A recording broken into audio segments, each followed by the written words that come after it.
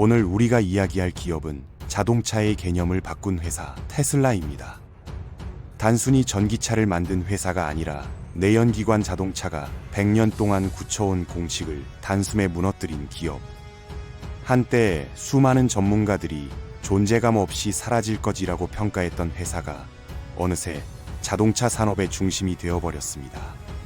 그 변화의 속도를 따라가지 못한 기업들은 지금도 흔들리고 있고, 심지어 전 세계 국가 정책조차 테슬라의 방향을 따라가고 있습니다. 그렇다면 질문은 하나입니다. 도대체 테슬라는 어떻게 이렇게 크게 성공할 수 있었을까요? 지금부터 시작합니다.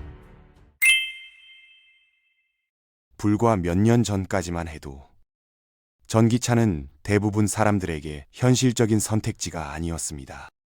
비싸고 충전 인프라도 부족하고 주행거리는 짧고 디자인은 애매하고 재미도 없는 차.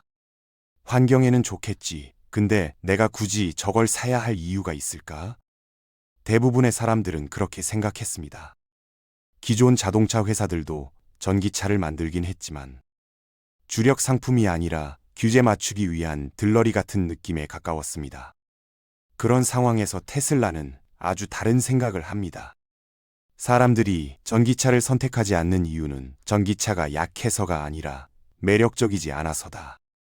환경을 위해 희생해야 하는 차가 아니라 그냥 순수하게 갖고 싶어서 사고 싶은 전기차를 만들겠다고 마음먹습니다. 테슬라의 출발점은 자동차가 아니라 에너지였습니다. 일론 머스크는 화석 연료에 의존하는 인류의 구조 자체가 한계에 다다르고 있다고 생각했습니다. 기후 변화, 대기 오염, 자원 고갈, 석유를 둘러싼 전쟁과 갈등까지 이 모든 문제의 밑바닥에는 에너지를 어떻게 쓰고 있느냐가 있다고 본 거죠. 그래서 테슬라는 겉으로는 자동차 회사처럼 보이지만 실제로는 에너지 전환을 목표로 하는 기술 회사에 가깝습니다. 이 목표를 현실로 만들기 위해 테슬라가 처음 선택한 길은 전기차를 다시 설계하는 것이었습니다. 기존 전기차가 느리고 답답하고 심심한 차였다면 테슬라는 첫 모델부터 성능과 감성을 극단까지 끌어올리는 전략을 택합니다. 초기 로드스터는 대중적인 차는 아니었지만 전기차도 이렇게 빠를 수 있다는 사실을 세상에 보여주는 데는 충분했습니다. 그리고 그 다음 등장한 모델 S는 자동차 업계 전체를 흔들어버린 모델이 됩니다.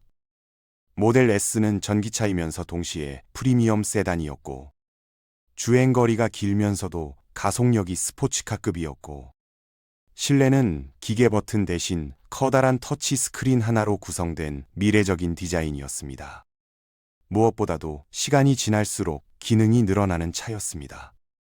소프트웨어 업데이트 한 번으로 주행 성능이 달라지고 새로운 기능이 생기고 계기판 모양이 바뀌고 자율주행 기능이 추가되고 이전까지 자동차는 출고한 날이 가장 좋은 상태고 그 이후로는 떨어져만 가는 물건이었다면 테슬라는 자동차를 계속 진화하는 디바이스로 바꿔버렸습니다. 이 발상 전환이 바로 테슬라의 핵심 무기 중 하나입니다. 테슬라는 자동차를 엔진, 기어박스, 배기 시스템의 집합이 아니라 바퀴 달린 컴퓨터, 바퀴 달린 스마트폰처럼 바라봤습니다. 하드웨어만 잘 만들면 끝나는 제품이 아니라 소프트웨어와 데이터가 중심이 되는 기기.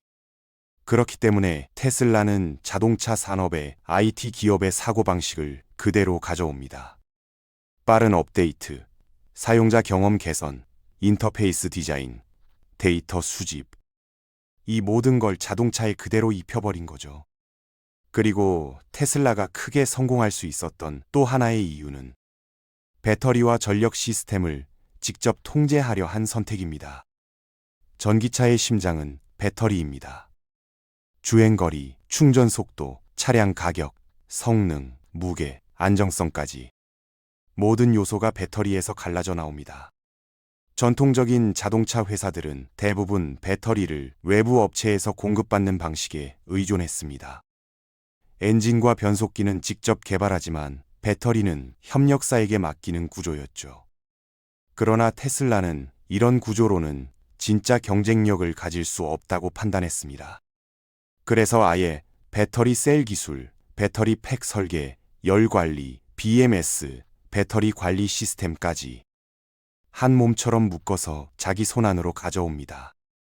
여기에 더해 테슬라는 거대한 기가 팩토리를 세우며 배터리, 모터, 부품, 차량 생산까지 한 곳에서 통합해버리는 선택을 합니다. 이건 단순한 공장 확장이 아닙니다. 규모의 경제를 통해 원가를 박살내겠다는 선언과 같습니다. 전기차가 비싼 이유는 기술 때문이기도 하지만 가장 큰 이유는 대량 생산 체계가 제대로 갖춰져 있지 않았기 때문입니다. 테슬라는 이 문제를 정면으로 돌파합니다. 처음에는 저렇게 큰 공장을 지어놓고 차를 다 팔 수나 있겠냐라는 비웃음을 듣기도 했지만 결국 그 공장에서 쏟아져 나온 차량들이 전 세계의 도로를 메우기 시작합니다. 이 과정에서 테슬라는 럭셔리 전기차 브랜드를 넘어서 전기차 대중화의 상징이 됩니다. 모델 쉘, 모델 Y 같은 차량들이 전 세계에서 가장 많이 팔리는 차급으로 올라서면서 더 이상 전기차는 특별한 사람들의 선택이 아니라 이제는 한 번쯤 진지하게 고려해야 하는 차로 이미지가 바뀝니다. 테슬라 성공의 또 다른 비밀은 자동차를 파는 방식조차 새로 썼다는 점입니다. 전통적인 회사들이 딜러망에 의존하는 구조였다면 테슬라는 온라인 판매와 직영 매장 중심의 방식을 선택했습니다. 가격 흥정 없이 정찰제, 앱으로 예약, 웹사이트에서 옵션 선택 후 바로 주문. 이 과정에서 소비자는 영업사원과의 줄다리기라는 피로함을 겪지 않게 됩니다. 자동차를 살 때조차 디지털 네이티브 세대의 구매 경험에 맞춰버린 겁니다. 그리고 무엇보다 테슬라를 테슬라답게 만든 건 브랜드의 스토리입니다. 테슬라는 TV 광고도 전통적인 마케팅도 거의 하지 않습니다. 대신 브랜드 자체가 메시지가 됩니다. 우리는 지구를 바꾸고 있다. 우리는 화석 연료에서 해방된 미래를 향해 가고 있다. 우리는 기존의 모든 기득권을 흔들고 있다. 이런 메시지가 테슬라라는 로고와 함께 소비자에게 전달됩니다. 사람들은 테슬라 차를 살 때 그냥 교통수단을 산다는 느낌이 아니라 미래에 한 표를 던진다는 감정을 느낍니다. 이 감정이 팬덤을 만들고 그 팬덤이 SNS와 유튜브에서 자발적으로 테슬라를 홍보합니다. 시승기, 리뷰, 충전 경험, 장단점 분석, 튜닝, 자율주행 테스트 영상. 전 세계 테슬라 오너들이 곧 테슬라 마케터가 되어버린 겁니다. 여기에 일론 머스크라는 인물도 빠질 수 없습니다. 머스크는 수많은 논란과 비판, 기행 섞인 행보로 욕도 많이 먹지만 한편으로는 극단적인 상징성을 가진 인물이기도 합니다. 로켓을 쏘고 위성을 띄우고 뇌 컴퓨터 인터페이스를 연구하고 전기차를 만들고 AI를 하고 로봇을 만든다는 이 사람의 행보 자체가 미래에 미친 사람이라는 이미지를 굳혀왔습니다. 이 인물의 파급력과 화제성이 테슬라라는 브랜드 위에 덧입혀지면서 테슬라는 단순한 자동차 회사를 넘어서 미래 기술의 아이콘 외처럼 소비되기 시작합니다. 좋아하든 싫어하든 테슬라와 머스크를 모르는 사람은 거의 없어졌습니다. 또 한 가지 중요하게 봐야 할 지점은 테슬라가 단지 자동차만 파는 회사로 남으려 하지 않는다는 점입니다. 전기차, 자율주행, 에너지 저장 장치, 태양광, 로봇 택시, 그리고 AI까지 테슬라는 자신들을 점점 더 하나의 거대한 플랫폼으로 확장시키고 있습니다. 전기차는 이 플랫폼에 진입하는 입구에 불과할 수 있습니다. 차를 판매하고 그 차에서 나오는 데이터를 모으고 그 데이터를 기반으로 자율주행 알고리즘을 발전시키고 자율주행 네트워크가 완성되면 로봇택시 플랫폼을 만들고 이 플랫폼에서 또 다른 비즈니스 모델이 탄생합니다. 전기차에 탑재된 배터리는 이동수단일 뿐만 아니라 하나의 에너지 저장 장치가 될 수 있습니다.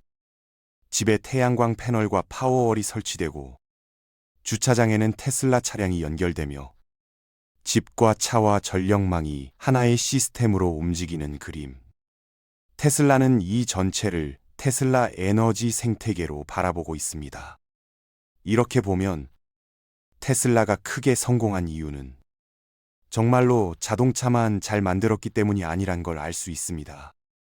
남들이 안 들어가던 시장에 가장 먼저 들어갔고, 전기차의 이미지를 느리고 불편한 차에서 갖고 싶은 차로 바꿨고, 자동차를 기계가 아니라 소프트웨어와 데이터 중심의 기기로 재정의했고, 배터리와 생산, 판매와 서비스, 브랜드와 팬덤을 하나로 묶어 완전히 새로운 방식의 자동차 회사를 만들어냈습니다. 그리고 무엇보다도 위기에서 멈추지 않았습니다. 적자가 나도, 비웃음을 들어도, 수많은 실패와 결함과 논란이 있어도 미래를 위해 지금 이 투자를 해야 한다는 판단을 굽히지 않았습니다. 그게 테슬라의 방식이었고, 그 방식이 결국 기존 거인들을 흔드는 결과로 돌아온 겁니다. 어쩌면 테슬라의 역사는 전기차 한 대를 둘러싼 공학의 역사가 아니라 상식을 의심하는 사람들의 역사인지도 모릅니다. 기름이 없으면 차가 움직일 수 없다는 상식. 자동차는 시간이 지나면 낡아지는 물건이라는 상식. 혁신은 언제나 오래된 대기업에서 나온다는 상식. 테슬라는 이 모든 상식에 조용히, 그러나 단호하게 정말 그래야만 할까라는 질문을 던졌습니다. 그리고 그 질문에 자신들만의 방식으로 답을 만들었습니다. 물론 테슬라는 아직도 논란이 많고 위험을 안고 있고 실패할 가능성도 품고 있는 회사입니다. 하지만 한 가지는 분명합니다. 테슬라가 없다면 우리가 지금 보고 있는 전기차의 시대, 배터리와 자율주행과 에너지 전환의 속도는 지금보다 훨씬 느렸을 겁니다. 미래는 어느 날 갑자기 나타나지 않습니다. 누군가 무리해 보이는 선택을 하고, 손해를 감수하고, 비웃음을 견디면서 억지로 끌어당겨야만 조금씩 우리 눈앞에 모습을 드러냅니다.